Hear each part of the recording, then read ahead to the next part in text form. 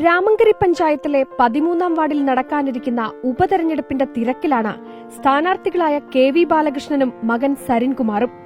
അച്ഛനും മകനുമാണെങ്കിലും മത്സരരംഗത്ത് രണ്ടുപേരും എതിർ സ്ഥാനാർത്ഥികളാണ്.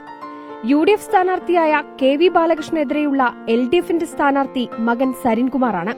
മകൻ ജയിച്ചാൽ സന്തോഷമാണോ എന്ന് ചോദിച്ചാൽ അച്ഛന്റെ മറുപടി ഇങ്ങനെയാണ്.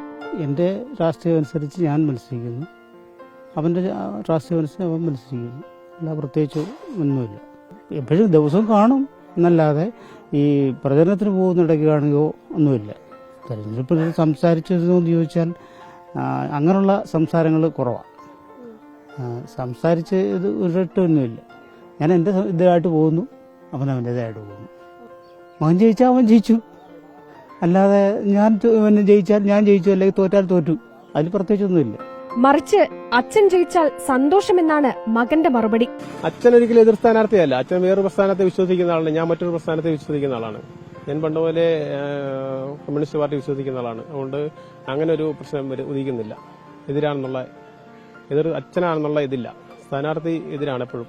ഇപ്പൊ അച്ഛനല്ല ആര് ജയിച്ചാലും അത് നല്ല രീതിയിൽ തന്നെ എടുക്കുന്നതാണ്. തെരഞ്ഞെടുപ്പിനെ തെരഞ്ഞെടുപ്പായി മാത്രമേ ഇരുവരും കാണുന്നുള്ളൂ. തെരഞ്ഞെടുപ്പ് പ്രചരണത്തിൽ അപ്പുറത്ത് മകനെന്നോ ഇപ്പുറത്ത് അച്ഛനെന്നോ ഒരു പരിഗണനയുമില്ല. രണ്ടുപേരും രാഷ്ട്രീയം പറഞ്ഞു തന്നെ വോട്ട് പിടിക്കുന്ന തിരക്കിലാണ്. ഈ പഞ്ചായത്ത് തെരഞ്ഞെടുപ്പ് നാട്ടുകാരെ സംബന്ധിച്ച് കൗതുകവും ആകാംക്ഷയും നിറഞ്ഞതാണ്. രാമങ്കരി പഞ്ചായത്തിലെ 13-ാം വാർഡിന് ഇടത്തോട്ടൊരു ചെരിവുണ്ടെങ്കിലും വിജയപ്രതീക്ഷയിൽ തന്നെയാണ് യു.ഡി.എഫ്. 3 തവണ യു.ഡി.എഫ് സ്ഥാനാർത്ഥിയായി പഞ്ചായത്ത് തെരഞ്ഞെടുപ്പിൽ മത്സരിച്ച ബാലകൃഷ്ണൻ കഴിഞ്ഞ തവണ തെരഞ്ഞെടുപ്പിൽ തോറ്റത് വെറും 24 വോട്ടിനാണ്. എൽ.ഡി.എഫ് സ്ഥാനാർത്ഥി സരിൻകുമാറിന്റെ കന്നി അംഗമാണിത്, അതും അച്ഛനെതിരെ. പഞ്ചായത്ത് പ്രസിഡന്റായിരുന്ന ആർ രാജേന്ദ്രപ്രസാദിനെതിരെ സിപിഎമ്മും യു.ഡി.എഫും ചേർന്ന് അവിശ്വാസ പ്രമേയം കൊണ്ടുവന്നിരുന്നു. ഇതിനെ തുടർന്നാണ് ആർ രാജേന്ദ്രപ്രസാദ് പഞ്ചായത്ത് പ്രസിഡന്റ് സ്ഥാനം രാജിവെച്ചത്. അതുകൊണ്ടാണ് വീണ്ടും വാർഡിൽ തെരഞ്ഞെടുപ്പ് നടക്കുന്നത്. ഈ മാസം 30-നാണ് ഗ്രാമപഞ്ചായത്ത് തെരഞ്ഞെടുപ്പ് നടക്കാനിരിക്കുന്നത്.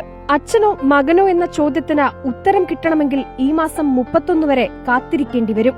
അച്ഛനോ മകനോ ആരായിരിക്കും വിജയി?